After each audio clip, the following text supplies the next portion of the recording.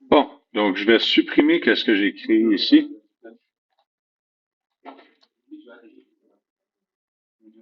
Juste faire undo. Donc, je vais commencer par créer les dimensions du boîtier externe. Donc, la carte, elle est 76 mm par 59 mm. Je désire ajouter 9 mm sur chacune des dimensions. Donc, sur la largeur, 59 plus 9, c'est 68. Et 76 plus 9, ça va être 85 mm. Donc, ça, c'est les dimensions externes de ma boîte. Le petit truc que moi j'ai trouvé pour faire des murs 2 mm d'épais, c'est de créer un petit carré dans le coin. La raison pourquoi je fais ça, c'est que mon prochain carré peut toucher à ce coin-là directement. Et je peux aller créer 68 moins 4 mm, ça va être 64 sur la largeur.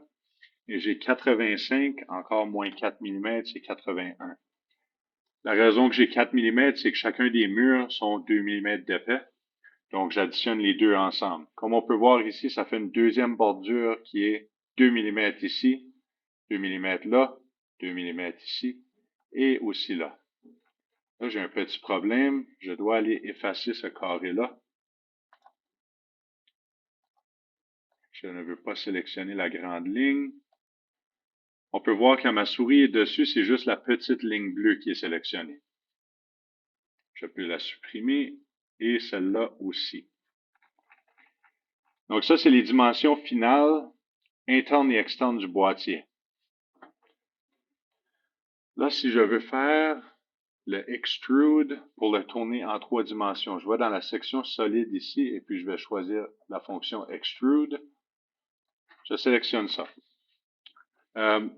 Avant d'y penser, le boîtier va avoir un couvert dessus? Oui? OK. Fait qu'on fera le boîtier en premier et on fera le couvert après. Donc, je sélectionne ça. Je sais que mon épaisseur doit être de 15 mm. Je veux encore ajouter 5 mm de marge d'erreur pour avoir plus de place dans le boîtier. Et 2 mm en bas et 2 mm en haut. Donc, 15 plus 9, ça fait 24 mm. Mon sketch est disparu. Je dois ici aller dans la flèche et revoir mon sketch. Comme ça, je peux faire un autre extrude et sélectionner l'intérieur. Lui, il sera 2 mm d'épais. Et c'est important de choisir l'opération Join pour faire sûr que les deux composants sont joints ensemble. Généralement, c'est choisi automatiquement, mais il y a plusieurs différentes. Si ça serait New Body, par exemple, il ne serait pas attaché physiquement. On laisse Join, et qu'est-ce qu'on voit à l'écran là? Un boîtier, assez simple. Là, ça va être à prendre d'autres mesures pour déterminer où on va mettre les boutons.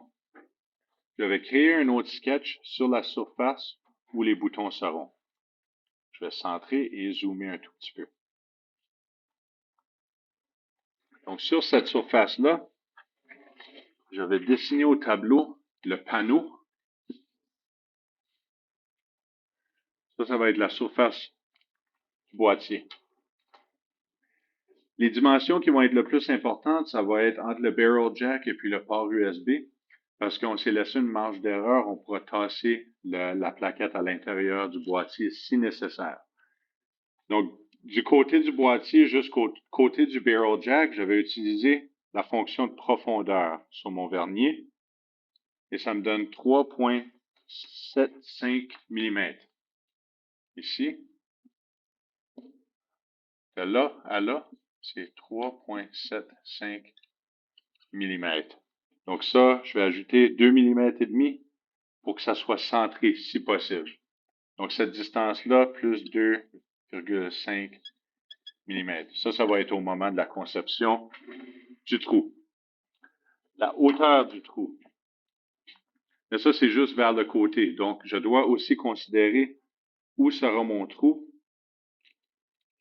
quelle largeur qu'il va avoir. Si je crée un trou carré, rectangle, il va être 14 mm de large. Ici, à là, 14 mm. Comme ça, ça. 14 mm de large. Et puis la hauteur sera de 16 mm. Je trouvais que les dimensions n'étaient pas bonnes. Le vernier, maintenant, il est fermé et puis il dit 5,08 mm. Il s'est décalibré. J'aime pas celui-ci spécifiquement à cause de ça. Je remesure mon 14 parce qu'il risque d'être 9, effectivement. Et la hauteur est 11. Donc, je vais modifier mon 14 ici. Je vais mettre 9. Et puis, la hauteur ici, 11 mm. Avant de mesurer plus loin, je vais aller créer ce trou-là. On se souvient, ici en bas, j'ai une surface 2 mm d'épais. Je ne peux pas la faire disparaître. J'ai aussi l'épaisseur de la plaque avec les contacts électriques qui sont en dessous. Je vois environ 4 mm. Donc, je vais commencer à 6 mm du bas ici, pour mon rectangle. Donc, 6 mm du bas, c'est à cette hauteur-là. Et combien de millimètres du côté que j'avais dit? 3,75 plus 2,5. On va faire ça un beau chiffre rond. On va dire 4 plus 2, 6. 6, mais il faut encore considérer l'épaisseur du mur, donc 8 mm du côté. Je crois que je suis exactement à la bonne place, oui. Là, je crée mon rectangle qui sera 9 mm de large et 11 mm de haut. Ça sera notre premier trou pour le DC jack qui est carré. Je pourrais aussi faire un trou rond et rentrer le jack à l'intérieur, mais ça va probablement être plus propre. Le port USB, il se situe à 21. Ça s'est décalibré de nouveau. Faire attention. Il se situe à 21 mm du côté. Donc, d'ici à là, 21 mm. Le port USB comme tel a besoin d'un trou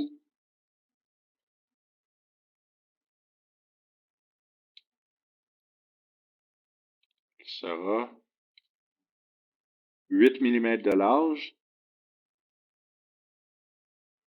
et 3 mm de haut.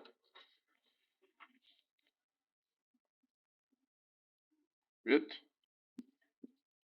et 3, comme ça. Ça, je vais facilement ajouter 2 mm dans chaque direction pour avoir plus de place pour rentrer le port USB. Donc, à la même hauteur sur mon dessin ici, à une distance de 21 mm. Donc, je suis ici. Ça donne bien parce que j'ai une grande ligne à côté. 1, 2, 3, 4. Ça me dit que le point juste ici, c'est là que je veux être. Donc, ça, c'est 1 mm, 6, 11, 16, 21. Notez aussi qu'il a la même hauteur que lui ici. Donc, 21, c'est la distance entre les deux. Je voulais ajouter 1 mm de ce côté-là. Donc, je cancelle celui-là. Je peux toucher la touche échappe et puis ça va juste canceller. Je vais aller à 20 mm du côté, qui est juste ici. Là, je peux faire mon trou qui est 8 par 3, donc il sera 10 par 5. Comme ça. Et même le 5, là, j'ai 2 mm en haut, je vais le descendre un petit peu. Oups. Ça, je peux cliquer à droite et puis faire Move. Cette sélection-là, je vais le descendre d'1 mm. Donc là, mon port USB est exactement où ce que je désire l'avoir en théorie. Je ne suis pas sûr à 100%, il n'y a aucune façon de savoir jusqu'à temps qu'on l'imprime. Je vais terminer ce sketch-là. Je vais faire un extrude et vu que je cherche à faire des trous, je peux sélectionner les deux en même temps et faire -2. C'est l'épaisseur du mur et je fais sûr que l'opération ici, c'est cut. Donc là, ça va couper et si je change la vue, on peut voir, j'ai mes deux trous. Bingo! Le boîtier est fini. Il reste juste à faire le couvert. Donc, pour faire le couvert, je vais garder le même sketch 1. Je vais aller cacher le body. Le body ici, je peux le renommer. C'est rare que je fais ça, mais en façon de rester propre dans nos designs, je cache le boîtier comme ça. Là, on se souvient que la ligne à l'extérieur, c'est l'extérieur du boîtier. La ligne à l'intérieur, c'est l'intérieur du boîtier. Entre les deux, c'est l'épaisseur des murs. J'essaie d'avoir la vue la plus bonne possible, comme ça. Donc, je vais encore faire un extrude. Le mur extérieur, lui, va être 2 mm d'épais. Ça. Et je vais encore, le sketch est encore disponible. Je vais chercher le centre et je vais le faire 4 mm d'épais. Comme ça, le couvert va avoir cette forme-là. Présentement, je vais faire un dessin au tableau, vous allez comprendre. Mon boîtier, la vue du côté ressemble à ça. Et le couvert, la vue du côté,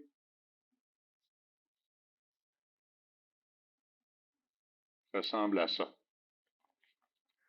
Le problème, c'est que les petits défauts d'impression 3D, les petits changements ou même juste la friction ici peut causer que le couvert ne va pas rentrer. Je vais exagérer l'angle sur le dessin pour aider à mieux expliquer, mais qu'est-ce que je vais faire ici? Je vais mettre des angles comme ça. Ça, c'est beaucoup exagéré, ça va seulement être quelques degrés, mais ça, c'est pour s'assurer que le boîtier peut rentrer. Donc, la forme finale de mon couvert, si je prends juste ce bloc ici, je vais avoir comme ça, comme ça, comme ça. Je veux créer une petite surface plate où est-ce qu'on peut utiliser cette friction-là à notre avantage. Et je veux créer une petite surface qui a un tout petit angle. Donc ça, pour créer ces surfaces. Question? Oui, oui, exactement, comme un trapèze, oui. Donc, pour créer ces surfaces-là, je vais aller dans l'outil Solid ici, Create, non, c'est Modify, Chamfer. Je sélectionne les 4 lignes où ce que je désire créer ça. Je vais changer la vue un tout petit peu pour qu'on voit mieux. Oups. Hey. Et parfait, comme ça. Là, on peut mieux voir. Donc, je sélectionne, généralement, c'est Equal Distance qui est choisi par défaut. Moi, je vais sélectionner Two Distances. Ici, il faut jouer un petit peu avec les deux jusqu'à temps qu'on découvre lequel qui représente quelle distance. Je vais commencer par mettre 2 mm ici. Ça donne 2 mm là. Je vais changer lui à 1 mm et immédiatement, je suis capable de visualiser quel angle qui est où. Donc, le 1 mm, c'est sur le mur qui est à la verticale et le 2 mm, c'est sur le mur qui est à la horizontale. Donc, je vais laisser mon 1 mm.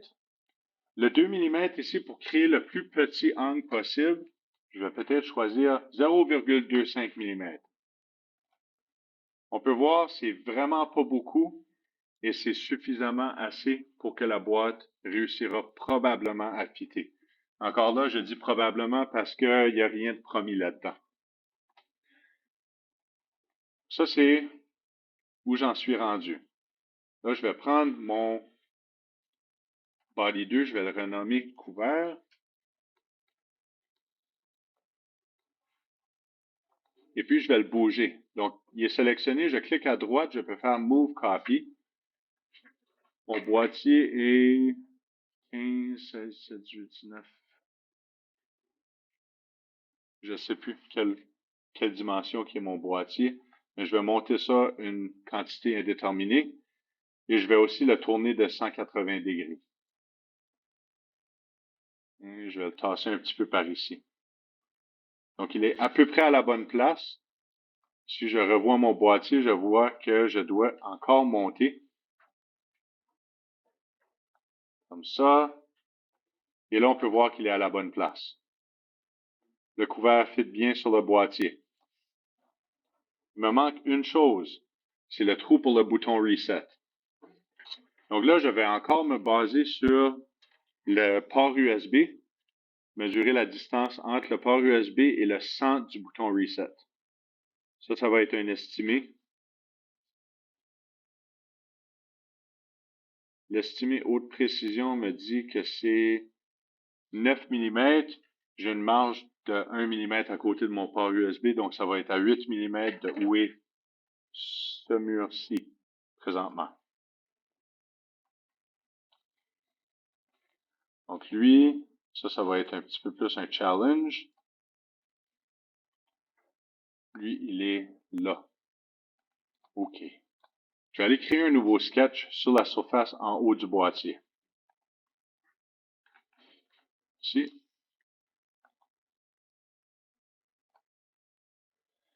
Et ça nous permet un petit peu de voir où est cette ligne-ci et où ça va tomber dans notre sketch. C'est vraiment pas facile à voir. Désolé, mais on essaye avec les outils et les méthodes qu'on connaît. Le trou aura un diamètre de 4 mm et puis il sera situé à 6 mm du devant du boîtier à l'intérieur du mur, donc 8 mm de l'extérieur. Ici, j'avais dit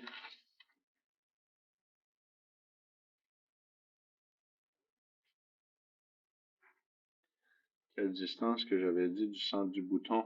8 mm. Donc ici, ça va être 7 mm. Je vais créer un rectangle. Si je commence en ligne avec lui ici. Donc là, je monte au tableau. Je suis reculé de 5 mm du devant du boîtier. Je dois reculer d'un autre 3 mm ici. Et je dois tasser de 7 mm. 1, 2, 3. 1, 5. Ça fait 7 ici. J'ai choisi le mauvais outil. Je vais juste laisser ça comme marqueur. C'est sur ce point ici que je vais faire mon rond. C'est ici, un rond de 6 mm. J'ai dit 6, mais c'est 4. C'est ça, 4 mm. Comme ça. Je vais juste aller effacer mon carré.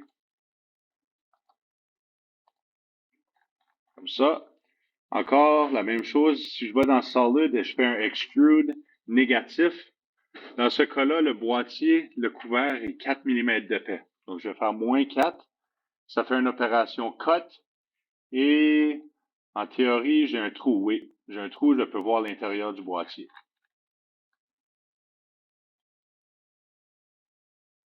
Et c'est prêt. C'est prêt. Ça a l'air prêt. Donc là, il manque les touches de finition. Monsieur, l'intérieur de la boîte, est-ce qu'il faut pas pour le fait sur lequel on va déposer l'arrière? Ça? Oui. On pourrait créer des supports à l'intérieur pour le déposer, tu veux dire? Oui. On pourrait.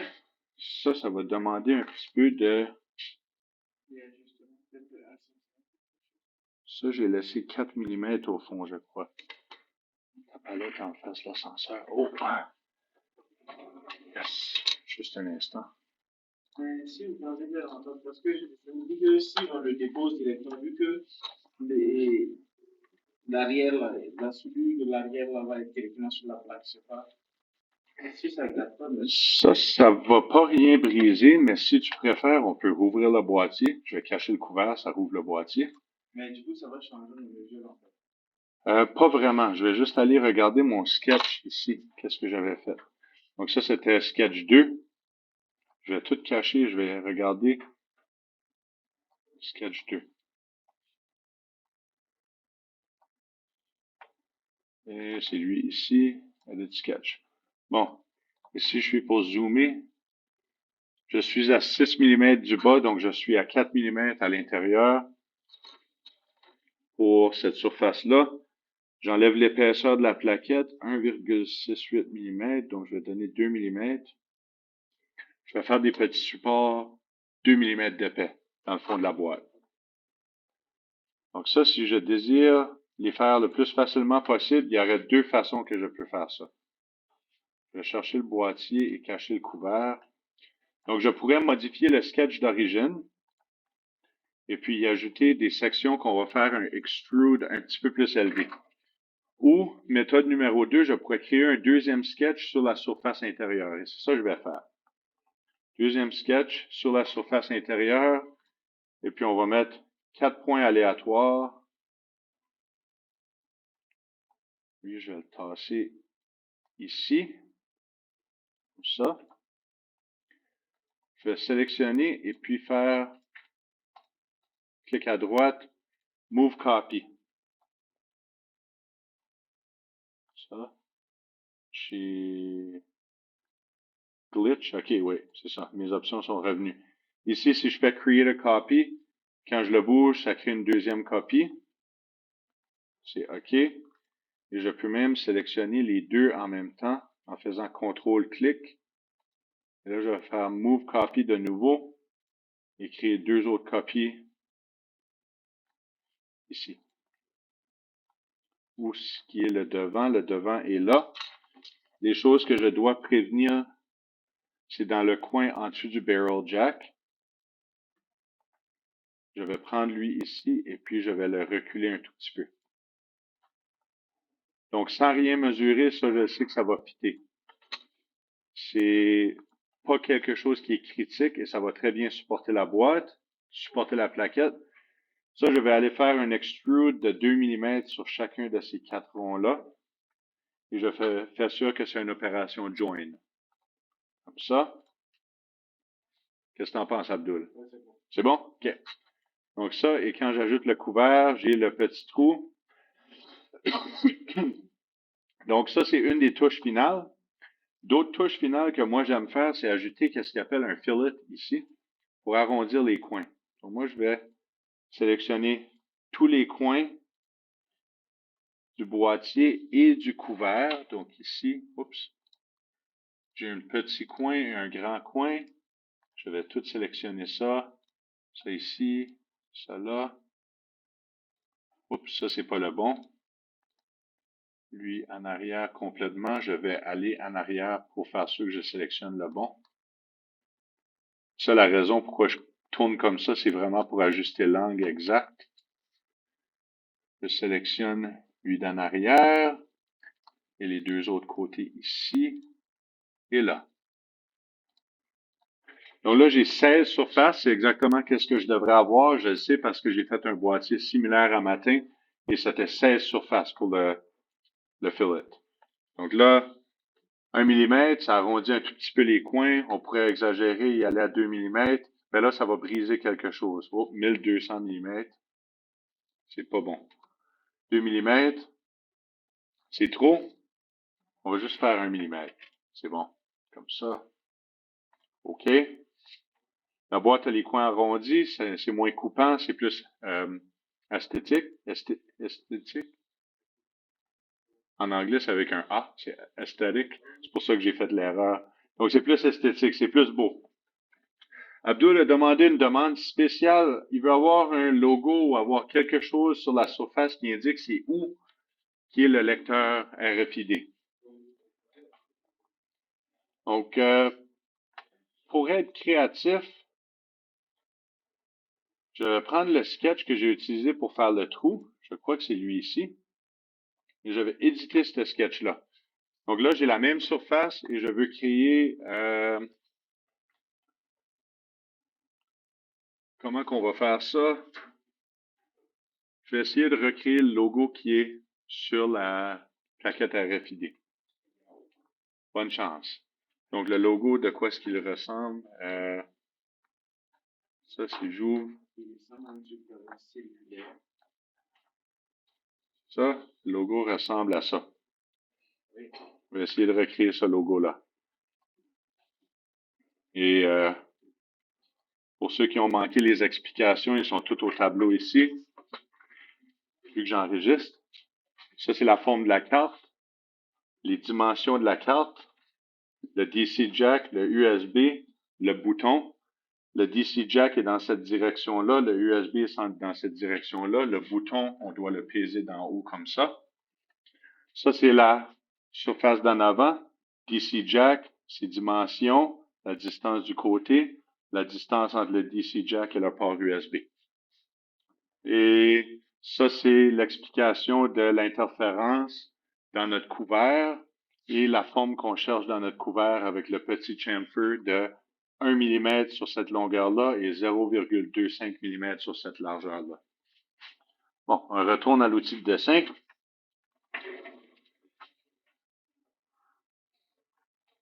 Et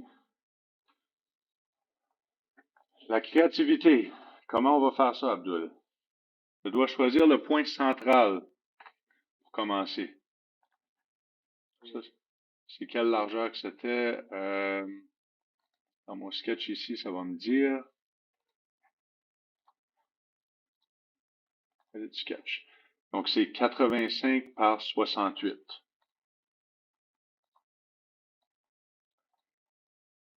Ici, edit sketch. Donc, je vais créer un carré pour aller choisir mon point central qui est la moitié de 85 et la moitié de 68. 68 divisé par 2, c'est 34. 85 divisé par 2, c'est 42,5. Comme ça. Donc, le point qui est ici, c'est mon point central. Je peux d'ailleurs supprimer les choses qui ne sont pas importantes. C'est vraiment juste ce point-là que j'ai besoin. Si je supprime cette ligne-là, je risque de perdre mon point. Donc, je vais créer mon premier cercle. Le premier cercle est 1 mm. Comme ça. Je peux maintenant supprimer la ligne. Premier cercle est 1 mm de diamètre. Le deuxième est 5 mm. Je vais créer des cercles concentriques. Le troisième est 9 mm.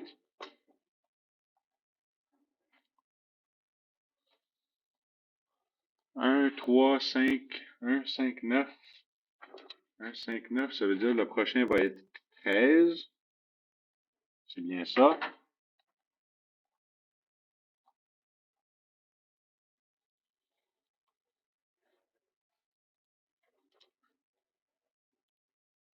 Ça, c'est 13.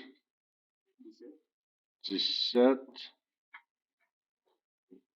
21 et 25. Parfait.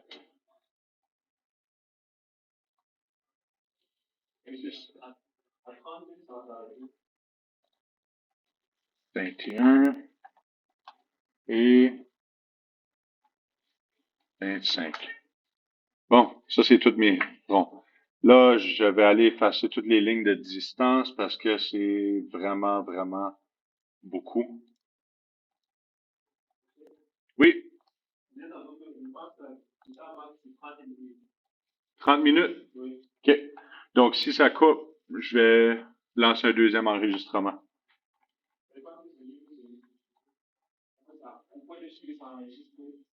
Ben, on va le savoir si que ça continue de passer 30 minutes. On va faire le test. Et le logo est coupé en 4 pointes de pizza. Donc, je devrais faire un X qui traverse le centre. Donc, je vais faire une ligne. Là, ça va être un petit défi. Je dois créer un rectangle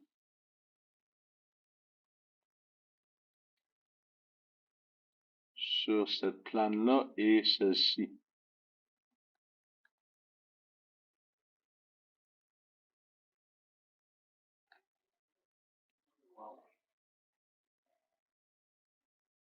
Ouais, ça c'est le gros défi. Donc, comment je vais faire ça? Je vais commencer avec une ligne du centre, comme ça, directement en montant. Ça me donne une ligne pour me guider. Je vais aller de ce coin ici, comme ça, sur le coin, et s'assure que mes lignes sont tangentes à mes cercles. Good. Je peux supprimer mon guide maintenant. J'ai passé 30 minutes, Jospin. Non. Donc là, je peux faire mes deux lignes. Je vais effacer. Hein? Non, vous avez donné le tester. La meilleure façon de savoir si un outil est bon, c'est de le tester. Là, hein? OK. Ben moi, c'est la première fois que j'utilise cet outil-là, donc c'est tout nouveau pour moi. Donc, je dois trouver une façon de représenter ce logo-là sans faire un million d'autres cercles. Ou je peux peut-être faire 1 million d'autres cercles. Je vais faire un cercle ici. Le 1 mm est complètement rempli. Puis ici, je vais créer un cercle de 6 mm. Ça. Je vais créer un cercle de 10 mm. Ça. Vous comprenez pourquoi je fais ça? Quand je fais mon extrude, je ne peux pas faire un extrude sur juste une ligne. Ça doit être une surface. C'est ça. Donc 17 va devenir 18. 21 va devenir 22. Et le dernier, c'était 25, va devenir 26. Ouf!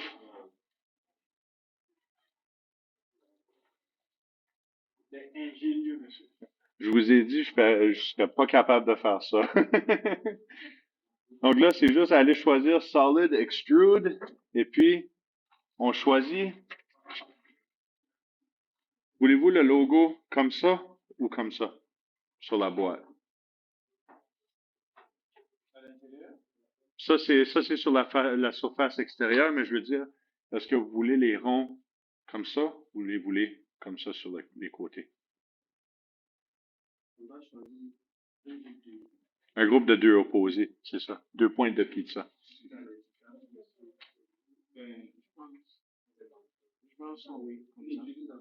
Comme ça. Peut-être que c'est. OK.